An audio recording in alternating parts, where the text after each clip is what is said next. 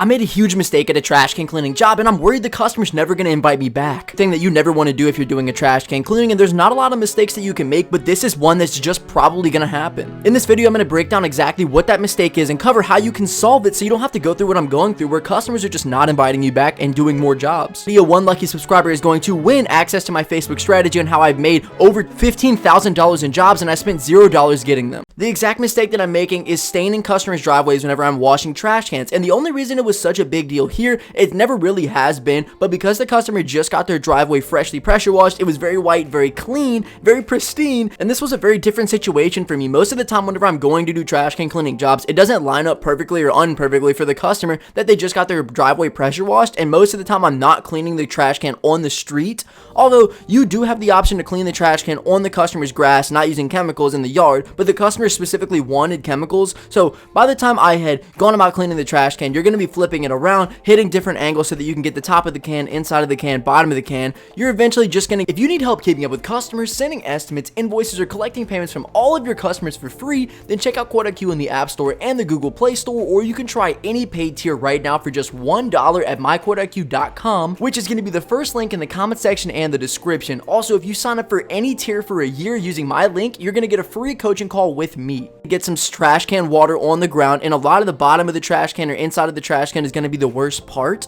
So by the time you're hitting all these angles, you're going to be getting trash can water on this driveway, and if it is done very well, very freshly pressure washed, I'm talking like within the same week, you're just going to stay in the driveway, and it's not going to be able to be avoidable unless you can really soak the driveway down, hit everything with water before the cleaning, during the cleaning, after the cleaning. Unfortunately though, in this situation, I was not aware of this solution, or this is like something that I could actually do so that I could keep this from happening. I'd never cleaned a fresh driveway, someone who just had it pressure washed, but talked to a couple buddies that do trash can cleaning, and they ended up telling me the only way really to avoid something like this, especially if the driveway is very clean, if it's not going to be a problem. It's really not that noticeable, obviously, unless you're in a very particular situation where the customer's driveway was freshly done, especially with a lot of chemicals. So you would not believe how white this person's driveway was, and I even offered to clean it in their grass, but the customer was worried about the chemicals, and he especially wanted me to use chemicals. So if you can get around it, I would say that first off, I would wash the concrete beforehand, wash the concrete in the middle of the job, and wash the concrete at the end of the job. Make sure that intermittently you're just covering the entire area. That way you could at least be washing stuff off and it's not going to be setting in. Also, if you can offer to the customer, hey, listen, can I clean it over in the gravel before your house? Or if the customer's in a neighborhood, you can clean it on the street where it's already like pretty much pavement and there's no way you're going to stain anything, let alone would the customer actually care if you stained anything.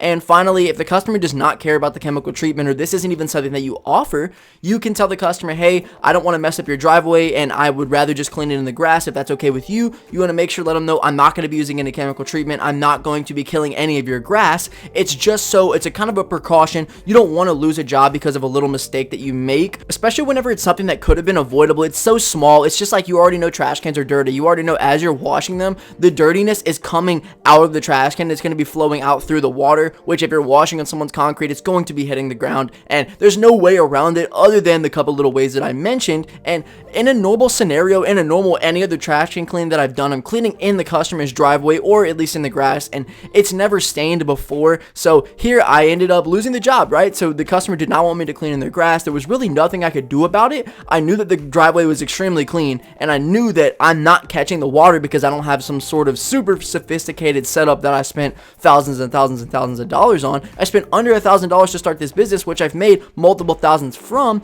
and little scenarios like this are the reason that you're going to lose a customer. So if you made it to this point in the video, comment down below customer, and I'm going to give you access to my Facebook strategy. But it's really important that whatever service you're providing, whether it's mobile detailing, trash can cleaning, lawn care, window cleaning, pressure washing of concrete, the inverse of any service that I've actually ever shown on my channel, you have to know the ins and outs of your own business. You have to know that not every single job is going to be exactly the same, even though I preach that if you have a system, you can make jobs as similar, as convenient as possible in a situation where you have a business, you own and run a business providing service to different customers every single time. It's not going to be comfortable, but you can make it as comfortable as possible, and by being aware of problems that are going to come about, something that's going to lose you a customer which in turn is going to be losing you money. You need to be aware of these things, and by making it to this point in the video, you absolutely have given yourself the advantage, because a lot of trash can cleaners out there are going to go and do jobs on customer concrete, and they're going to stay in concrete and stay in concrete and stay in concrete and wonder why no one's actually calling them back. Fortunately,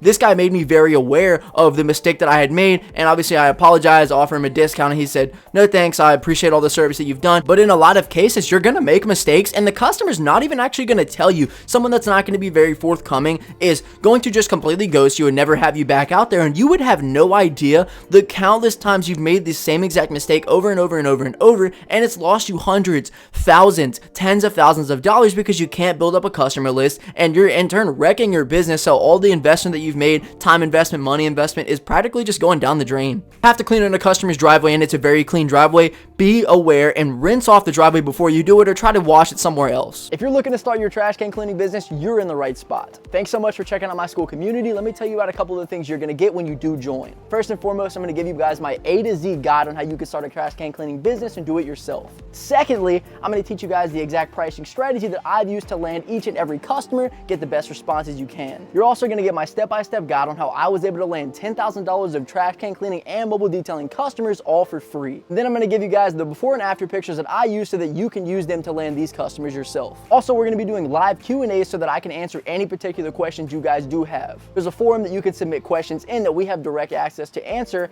and there's a ton of different guys in here trying to start the same service businesses that you are, trying to make a ton of different money just like you. It's also not only trash can cleaning. I do offer many other services: pressure washing, mobile detailing, lawn care, and I'm going to be giving you guys all kinds of game on how you can start your business, what equipment you need, how much you need to charge, and how you can make tons of money. So if you're serious about getting started and you want to join a community of like-minded people, hit the button down below and join today.